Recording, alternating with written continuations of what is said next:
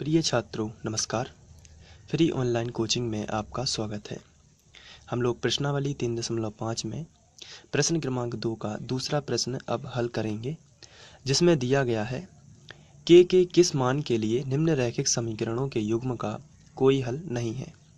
तो पहले से हमें 2 समीकरण दिए हुए हैं और इनमें बताया गया है कि युग्म का कोई भी हल नहीं है। तो ये हमें पहले से ही बता दिया गया है कि रैखिक समीकरणों के युग्म का कोई हल नहीं है। तो ऐसी स्थिति में हमें के का मान ज्ञात करना है। तो सबसे पहले तो हम लिखेंगे जो हमें समीकरण दिए गए हैं, तो हम लिखेंगे दिए गए समीकरण। तो ये हमें समीकरण दिए हुए हैं, लेकिन हम इन्हें व्यवस्थित करेंगे। आप जानते हैं क्यों व्यवस्थित करेंगे? क्योंकि हमें इन दोनों समीकरणों की तुलना व्यापक वर्ग समीकरण से करनी है। और व्यापक वर्ग समीकरण हमारे होते हैं a1x plus b1y plus c1 बराबर 0 और a2x plus b2y plus c2 बराबर 0।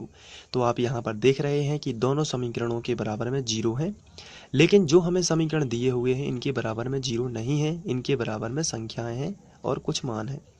तो इसके पहले हम समीकरणों को व्यवस्थित करेंगे और उसमें हम इन्हें व्यापक वर्ग समीकरण बनाएंगे। तो चलिए हम इन्हें व्यवस्थित कर लेते हैं। तो हम लिखेंगे व्यवस्थित करने पर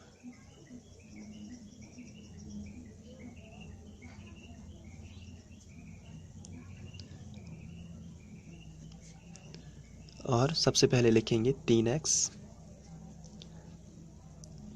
प्लस वाई, लेकिन ये जो प्लस का 1 है इसका पक्षांतर इस तरफ हो जाएगा, तो ये माइनस का 1 होगा, बराबर में हमें मिलेगा 0। अब हम इसे समीकरण 1 बना सकते हैं। इसके बाद जो दूसरा समीकरण है 2k minus 1 into x plus k minus 1 into y. अब ये जो पूरी संख्या है इसका पक्षांतर इस तरफ करेंगे, क्योंकि हमें बराबर में 0 चाहिए। तो ये प्लस का 2k उस तरफ जाएगा तो माइनस का 2k हो जाएगा। ये प्लस का इसलिए है क्योंकि इसमें कोई भी चिन्ह नहीं लगा है। प्लस का 1 इस तरफ आएगा तो माइनस का 1 और बराबर में आएगा 0। अब देख सकते हैं अब बराबर में 0 है, तो हम इसे समीकरण 2 बना सकते हैं। अब हम समीकरण 1 व 2 की तुलना व्यापक वर्ग समीकरण a1x plus b1y plus c1 बराबर 0 तथा a2x plus b2y plus c2 बराबर 0 से करेंगे। तो हम तुलना करेंगे तो हमें a1 का मान मिलेगा 3, यहाँ पर आप देख सकते हैं, और b1 का मान हमें मिलेगा 1 और c1 का मान मिलेगा -1। यहाँ पर समीकरण 1 में x का गुणांक a1 का है और y का गुणांक b1 का, और जो संख्या लिखी है वो c1 का मान है। इसी तरीके से a2 का मान मिलेगा हमें 2k माइनस 1 x का पूरा गुणांक जो समीकरण 2 में है, और b2 का मान हमें मिलेगा k माइनस 1। तो यहाँ पर हम लिखेंगे k माइनस 1 और c2 का मान हमें मिलेगा -1, 2k minus 1 minus 2k minus 1। आप देख सकते हैं यहाँ पर ये c2 का पूरा मान है। अब चूंकि हमें दिया गया है, जो क्वेश्चन है उसमें हमें दिया गया है, आप ऊपर देख सकते हैं कि निम्नलिखित समीकरणों युग्म का कोई हल नहीं है। तो हम यहाँ पर लिखेंगे जो हमें शर्त दी है, ये प्रश्नानुसार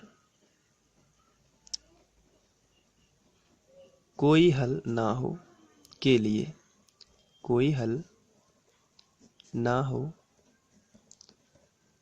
के लिए हमारी जो शर्त होती है वो होती है a1 बटे a2 बराबर b1 बटे b2 बराबर नहीं है c1 बटे c2 की। ये शर्त होती है, आपको ध्यान रखना है कोई भी हल ना हो के लिए। चलिए अब हम इनमें मान रख लेते हैं। a1 का मान है 3, तो यहाँ पर रखेंगे हम 3। इसके बाद बटे a2 का मान है 2k माइनस 1, तो यहाँ पर हम रखेंगे 2k माइनस 1 बराबर b1 का मान है 1, तो आप यहाँ पर रखोगे 1 बटे b2 का मान है k माइनस 1, तो आप यहाँ पर लिखोगे k माइनस 1 बराबर नहीं है c1 का मान है -1 और c2 का मान है -2k माइनस 1। अब आप इसको इग्नोर कर दोगे, इसको छोड़ दोगे और k का मान यहाँ से निकाल लोगे। तो सबसे पहले इसको छोड़ने के बाद हमें मिलेगा 3 बटे 2k माइनस 1 बराबर 1 बटे k माइनस 1।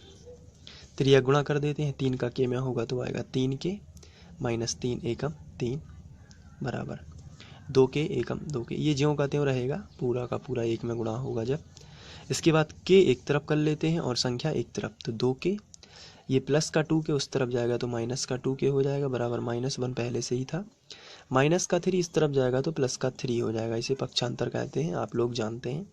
3 के में से 2 के चला जाएगा तो यह आएगा सिंगल के बचेगा बराबर, यहाँ -1 है +3 है तो +2 बच जाएगा। तो के का जो मान है वो कितना आएगा 2, तो ये हमें के का अभीष्ट मान मिल जाएगा। तो ये क्वेश्चन बहुत ही सिंपल था, आप इसको नोट भी कर सकते हैं। नोट करने के लिए आप यहाँ पर सबसे पहले ये फर्स्ट शॉट है, इसके बाद ये सेकंड, और इसके बाद ये थर्ड। आशा करता हूँ आप लोगों को ये समझ में आएगा।